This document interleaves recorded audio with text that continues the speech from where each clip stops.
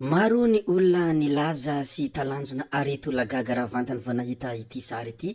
Ny fanehoan-kevitra ireo olona maro moa nilazaka nanao hoe jereo izato izany firedaredany trosa fa tena nirehitra mahafatifaty ilay trosa mbola tsy voaloha hoy ireo izay maneho ny hevitra.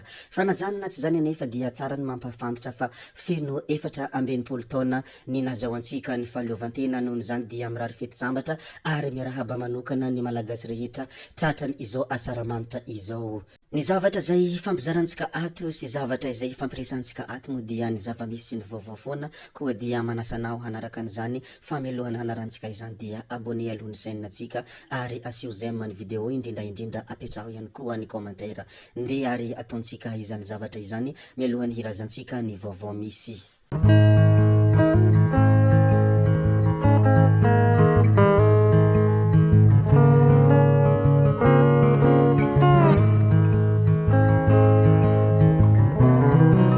Ny alina 5 hiditra 4 moa dia nisy ny chaudron ary be dia be ireo sary sy ny karazana sary ary ny karazana soratra izay nivoaka nandritran' izany chaudron izany.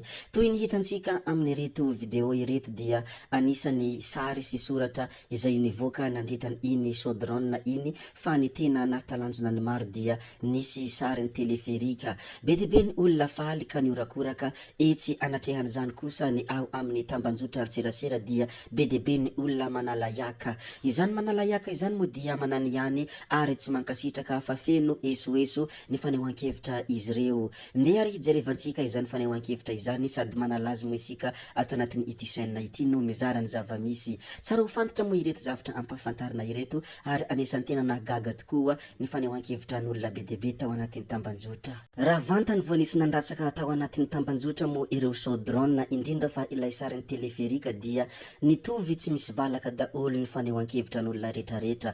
Toy ny ity namana anankiray ity nilazaka nanao hoe trosa be tantazany loha mandinika aloha bonne nuit daholo hoy ity namana ity. Fa ny anankiray kosa nilaza hoe ndry ilay trosantsika hoy izy raha vantany vao nahita an'ilay sarin'ny teleferika. Ny zavatra tsikagitra aloha raha mijery ireo fanehoan-kevitra ny malagasy be dia be dia tena mahay mihaina tokoa raha malagasy ary mahay misadapta amin'ny zava-misy rehetra, enina dia ao anatin'ny ady mafy aza dia mbola mifalifaly izy ireo raha maneho ny fanehoan-kevitra.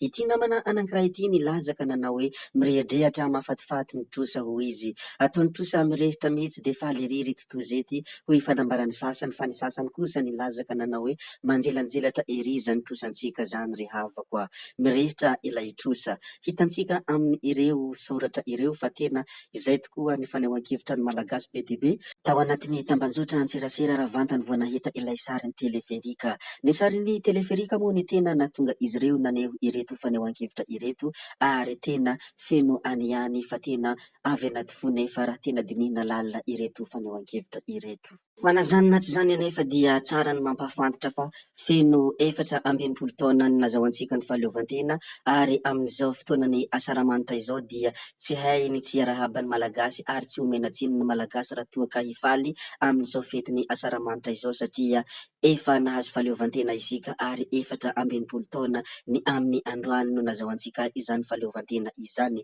Atao ahoana moa ny tsy ho faly satria tena mahaleo tena tanteraka isika izao, nohon' izany dia mifalia ary malagasy namana mifalia fa izany no marika ny fitiavan-tanindrazana. Mahafaly anay ihany koa ny mampahafantatra anareo rehetra sy maneho aminareo rehetra ireto sary ireto. Ireto moa dia izy ireo niomana ny tamin'ny omaly ny amin'ny iny resaka afomanga izay tena nampiorakoraka ny maro ary izay tena ihany koa ireto izareo. Tsy mora ny niomana tamin'iny zavatra iny fa tena nafinahitra ny fiomanana ireto satria vonona tanteraka hampifalifaly ny vahoaka, indrindra hankalaza ny idirany amin'izao fa 4 taona nazahoana fahaleovantena tanteraka ho an'i Madagasikara izao. Koa dia mahafaly anay mampahafantatra anareo ireto sy mampijery anareo ireto an'izay mbola tsy nahita dia ampijerena tsetsatsetsatsaharitra moa iny ary mahafaly anay mampahafantatra iny ndeha isika hijery ny hafa manaraka izay tokony ho lazaina ihany koa. Ity zavatra anankiray izay navoaka ny Ferdinand ity dia anisan'ny tena vaovao mahatsiravina, tsy inona moa izany fa nisy namono tamin'ny fomba feno habibiana ny lehilahy iray mpiambina tanàna fanapahana fiompina kisoa tany Ambohitr'Andriamanitra Ambohimangarova. Nanaramaso ny biby fiompiny mpampiasa azy izy ny alina araka ny fitantaram-bady niditra ny trano tamin'ny 3 ora maraina. Kanjo niditra tampoka ireo olon-dratsy 3 lahy no fatorany teo amin'ny tenda ary nodaridarohany tamin'ny borika ilay mpiambina. Tao anatin'ny tanàna iray mifefy no hita izy ary efa tsy nisy aina intsony. Nipozininy ireo jolahy avokoa ny Renkisoa ary nosarisarahany izy ireo tamin'ny antsy. Nentiny avokoa ny loha sy ny vodiny tamin'ireo kisoa ireo, najanony kosa ny ampahany. Izany dia anisan'ny vaovao mahatsiravitra tady amin'iny Ambohimangarova Ambohitr'Andriamanitra iny, koa dia ampahafantarina ianareo rehetra ihany koa. Ny hafa manaraka izay ho lazaintsika dia resaka tsy fandriampahalemana. Izy ity moa dia any amin'iny provinsin'ny Mahajanga iny. 2 lahy tamin'ny ireo tambazotran'ny jolahy mpangalatra sy mpivarotra moto halatra ao Mahajanga no tratehaka ny polisim-pirenena. Ny polisim-pirenena avy ao amin'ny komisaria sentrala taorian'ny velam-pandrika izay natao azy ireo ary tratra koa ny moto miisa 2. Very tamin'ny 10 Jona lasa teo ny iray tamin'ireo moto ireo ary ny iray hafa kosa tsy mbola fantatra izay tompony.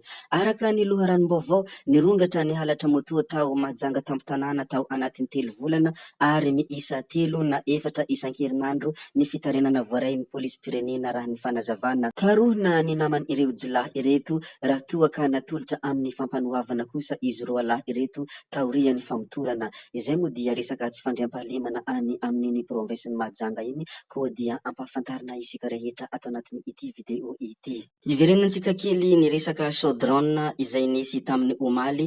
Nanao fanambarana hafahafa ny pejy anankiray izay mitondra anarana hoe Serasiramada ary toy izao ny fanambarana izay nataony. Ataony chaudron tsy mahita tory indray ny mpanohitra anio alina satria nisy teleferika. Izany ny fanambarana ity pejy ity. Inona moa no tsy hampahita tory ny mpanohitra amin'ny io resaka teleferika io? Tsy ny malagasy rehetra mibabitrosa ve no tsy hahita tory hoy ireo izay maneho hevitra namaly any ity fanambarana izay nataony Serasiramada ity. Ny hamaramparanantsika ity video ity angamba dia ny any Toliara.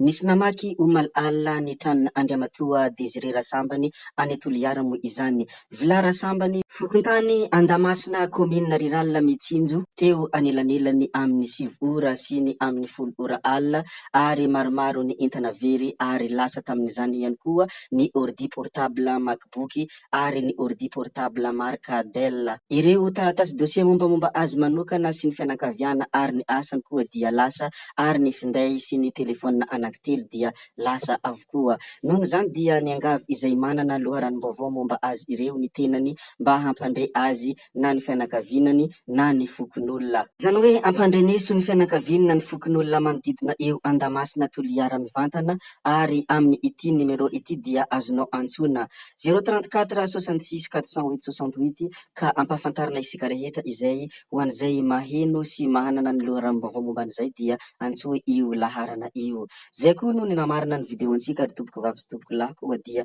ajanona antsika hatreo ny resaka ny mikasika ireny zava-drehetra izany fa hitohizantsika amin'ny video manaraka.